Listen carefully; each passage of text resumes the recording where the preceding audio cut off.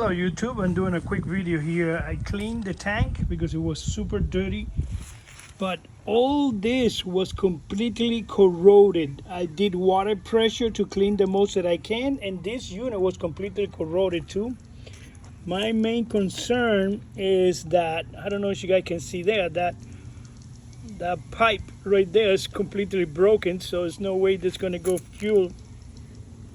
I don't know how much this part is. I already had the fuel pump, but if you have a pipe like that, oof, Houston, we have a problem. What do you guys think? Should I put a hose around all this? I don't know. I think that's the return line. Yeah, that's the return line. But crazy. Again, like, subscribe. Let me see if I can take a look inside look at the sensor here. So probably have to get all these parts new. Let me see inside.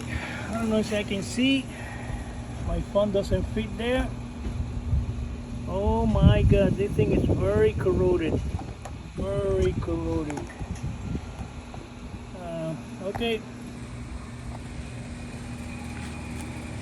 Like, subscribe. This is just a quick video.